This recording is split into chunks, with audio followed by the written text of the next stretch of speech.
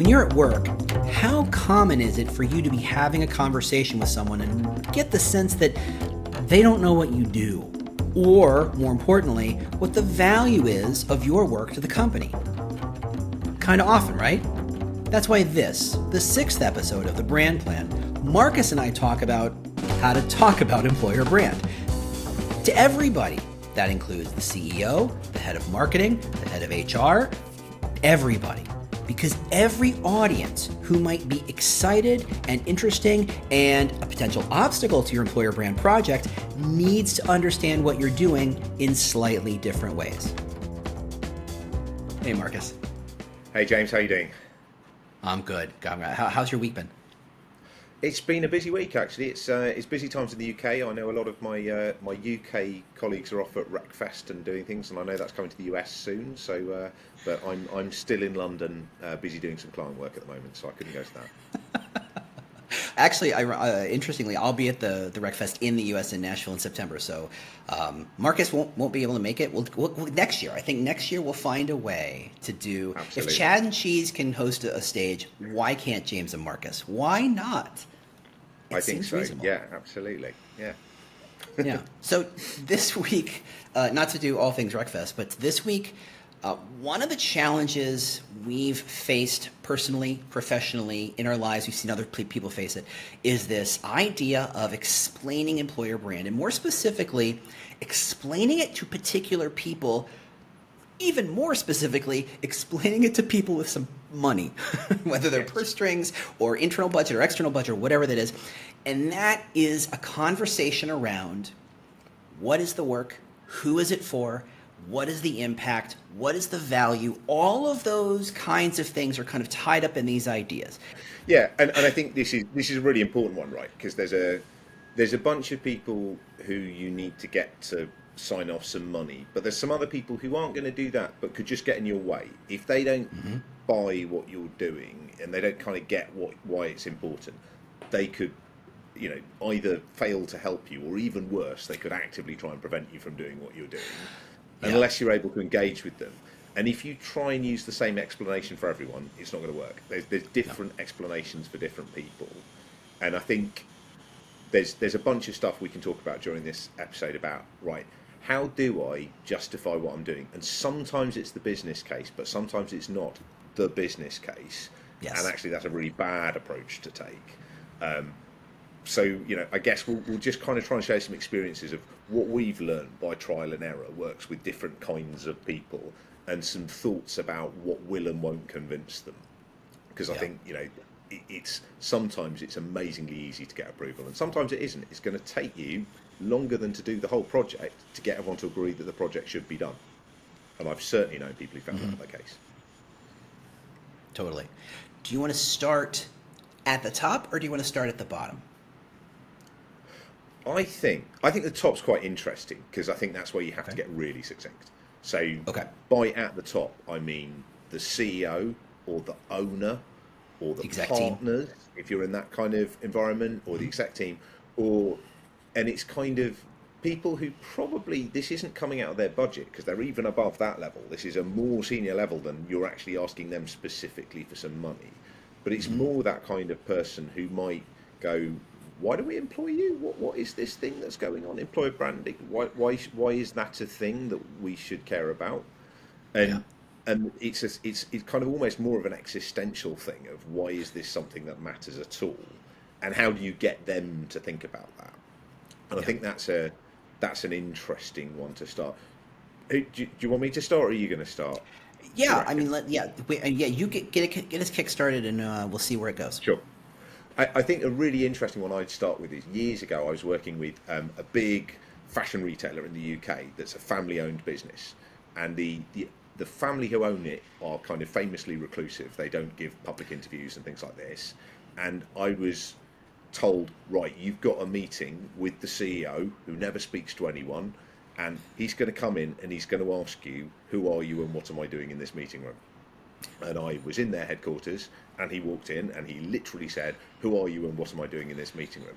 And I had to look him in the eye and say, do you know why people should work for you rather than your competitors? And he said, no. And he pulled the chair out and sat down. And that was it. There you And go. that was the thing he needed to be asked. But I'd been prepared for that. So I'd had a lot of thought about what's my one-liner about why he should waste the next half an hour talking to me, or rather not waste the next half an hour talking to me. And he was like, yeah, that's the question I'm interested in. That's something what could have been a bad answer is if I'd started going, did you know that 34% of employer brand projects reduced? No, I'd have lost it. That's not something that's going to work with someone at that level. Yeah. And I think sometimes you should think in terms of what's a way of phrasing this into a question they would find interesting to answer, rather than trying to hit them with your knowledge. That doesn't tend to go very well with these really senior people. How about yourself? What do you find works with those kind of senior stakeholders?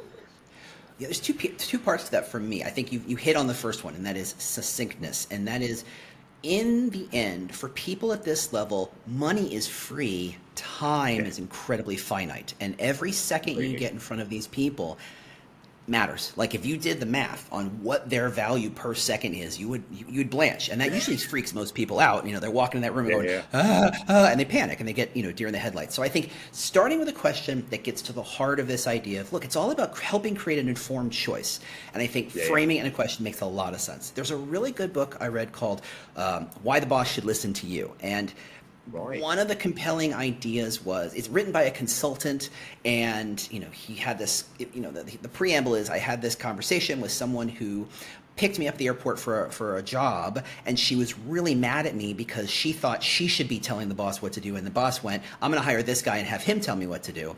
And the conversation is framed around, these two people have relatively similar experience sets, skill sets, focuses.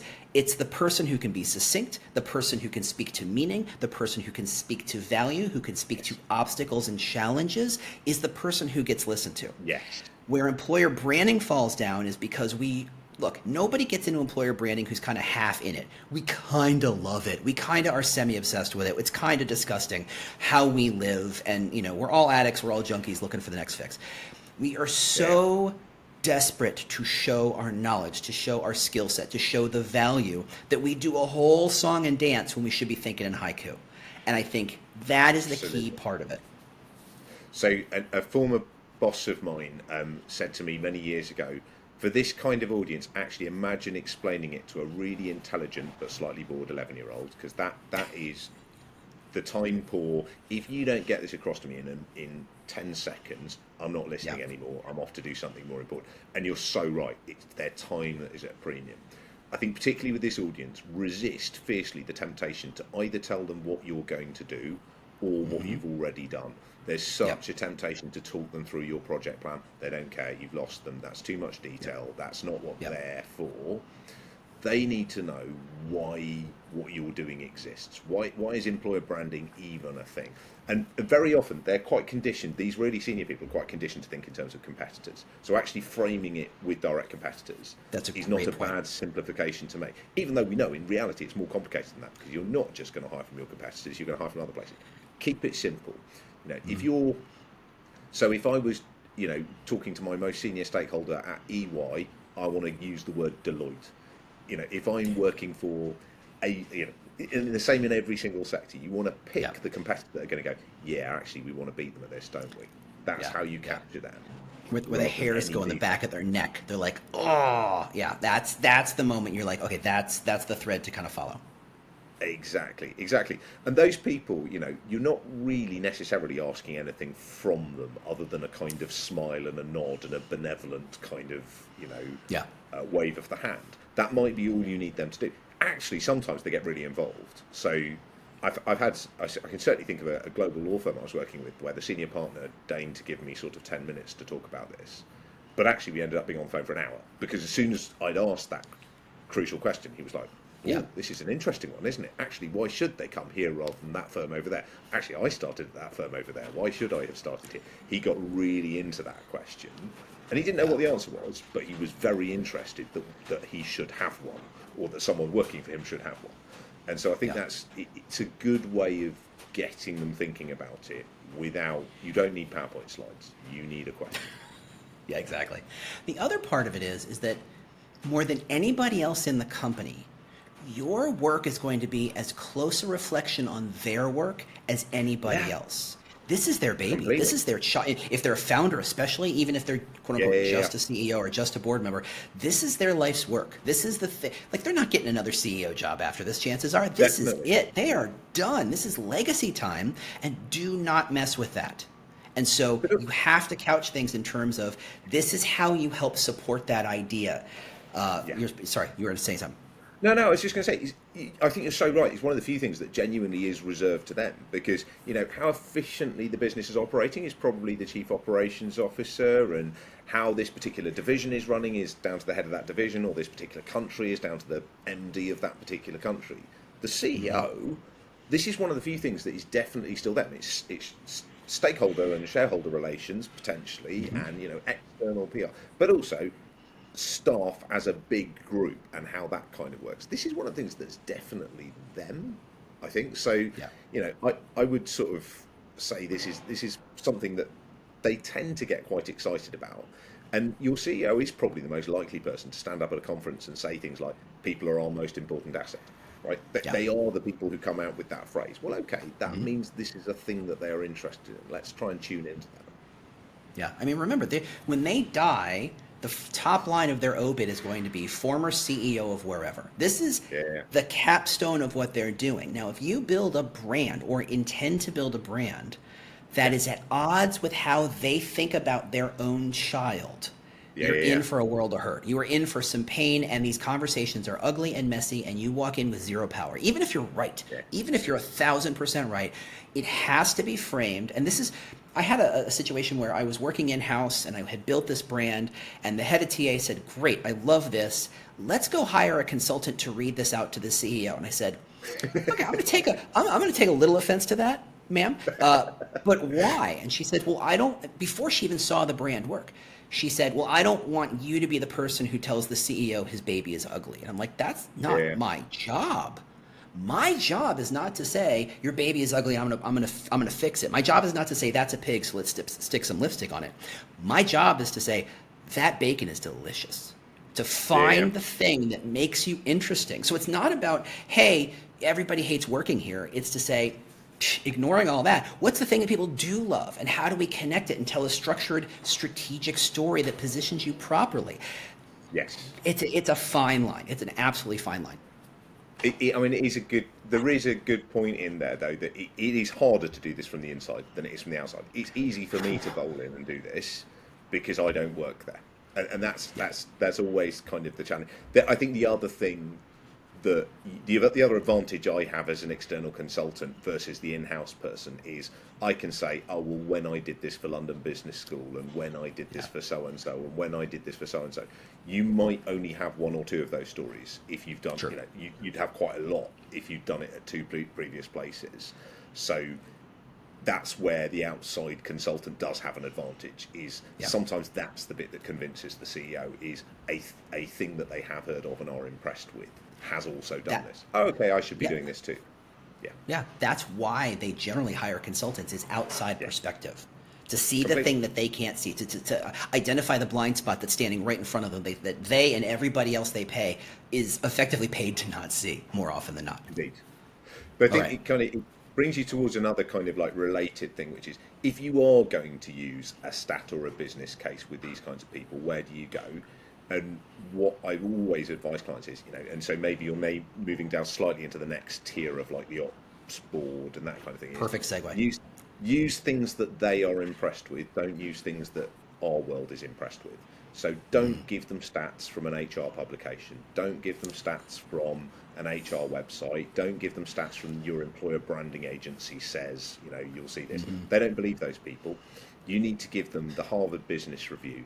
You need to give them a thing that they already believe in, the Wall Street Journal. You need to be looking around for what are the credible points that they will trust and use their evidence, their stat.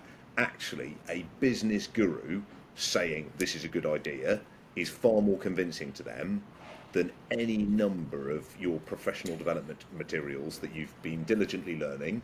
And it's not because your stuff is wrong, it's just that your stuff doesn't come from a voice that they believe in, or that they've even heard of necessarily sometimes. And I think that's where you have to choose quite carefully, who am I going to quote here? If I am going to draw on an authority from over here, who's someone that my audience believes, not just the one that I've been using in my slide deck. Yeah. You know, and much though I would love your CEO to believe 33 is an authority on this, they don't know who we are. So No, they don't. I'd rather we quoted someone they've heard of and they do trust. McKinsey will work better with him than us. Yeah. Yeah, I think Glassdoor, and I don't know how much experience the UK has with Glassdoor and how much they have a really deep, painful love and hate relationship with them, but I am convinced that Glassdoor's 5 to 7 years of profit can be reflected in a single quote that I think it was Mark Benioff of Salesforce said when he said, when we consider buying companies, one of the factors is your Glassdoor score. We check it out, and I think that, I mean, they ran roughshod with that. They posted that on billboards. They went everywhere with that because it was credibility at a level of Salesforce said this thing, and they are buying companies. And if you want to be a bought company, you got to think about this, and that sets up credibility across the board. No, completely. And again, it's a thing that the CEO now cares about, because it's not something fluffy about recruitment targets that they kind of want to be good, but they don't think about. This is now influencing the share price. Hello, yes, I'm interested. This is something that I can now. I think the other thing you can dangle out in front of senior people as well is the thing that happens at the end that they might enjoy doing. Of course, at the end of this project, we'll need to put you front and center on the website. Depends on the kind of personality you're dealing with, but that that might well be part of the answer. Particularly, if it's a founder in the business, is there's some of that, and you can get them interested by talking about, here's what we will be doing with you later on if we're really going to make this thing happen. And that might well be part of the answer for many of you is how are you going to leverage that person in your business that people outside your business have heard of? Okay, let's ask them, how do you think we should be using you better? This is a great opportunity for me to whip out my 5 rules when talking to anybody at the executive level and above. They only care about 5 things: making money, saving money, extending the brand, not getting sued, stroking their ego. End of list. We are done. That's end of the lesson. If you can't connect what you're doing to one of or more of those 5 things, shut up. You are you're the Charlie Brown teacher. Wah, wah, wah, wah, wah, wah, wah, wah, that nobody hears anything. They don't know what's going on. Making money, saving money, extending the brand, / getting more customers. That's fuzzy. Don't get us sued. Reduce risk. Stroke my ego. Everything else is worthless. Yeah, I think it's true. I think the other way I sometimes look at it is, the 2 best ways to get to a decision maker is either give them something they can show off about to their professional peers, or even better, something they'll show off about to their own family and friends. And that's kind of like, oh, I'm in the video. I've done a podcast. Oh, hang on, wait, that's us. But giving them something that they can kind of feel like, okay, there's something I personally kind of have